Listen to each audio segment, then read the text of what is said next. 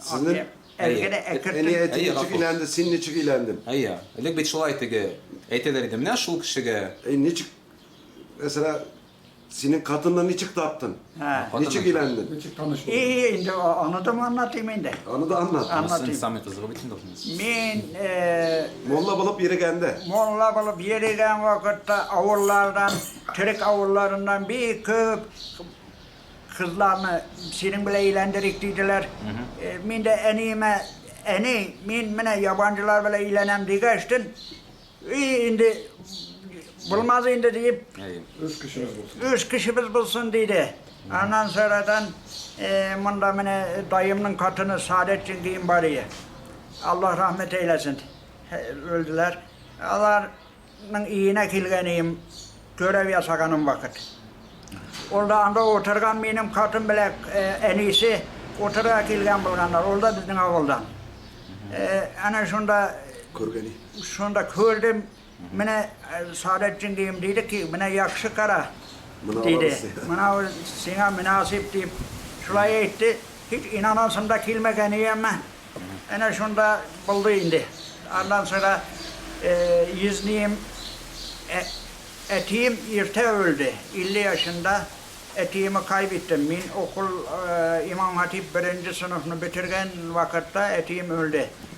Rahmetlik. Ondan sonra alay bulgaçtın işte benim yüzlüğüm apayım, beleke apayımın eri Şefik.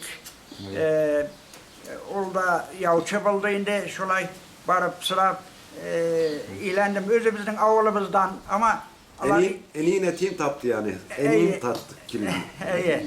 Ana şulay vesile buldular, ilendim. Enige kısır şasay bitin de. İyi. Ne uğraşlı bitin de. Özün yaratıp almadın. En iyi tattı. Özümüz yaratıp evveli andi yok iyi. Allah yaratıp alıp bir sirek iyi yani büyük bari da büyük sirek iyi.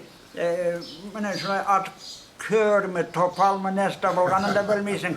Enin eyte, etiğin eyte, barıp şulaytıp alıp kileler indi. Şulay ileneler iyi evvel görücü Bunlar usulü. suya ışadı diyeler. İyi, görücü usulü diyorlar iyi şulay. Tatar bulsun diyeler. Tatar bul. İyi. Biz gördük, beğendik. Aynı çık tuyu zamanında. Tuyular ne çık orada. Düğünden tuylar ne çık yasaladı. Tuylar. Tuylarını bizden yasakan vakitte başta nişan söz kiseler Ayya, başta. söz eyteğinde. Söz kiseler anan nişan yazıylar.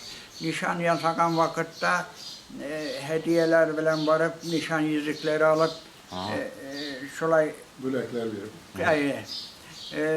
şeye koyup biraz yakın akrabalarını toplayıp nişan ilan ettiler.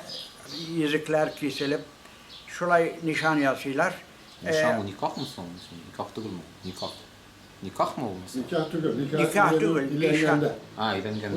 Nikahtan evveli. Ha yanladım. Sürmenin Yazışkan da indi. Yazışkanda. Nikahını biz evvela dini nikah yazıyoruz.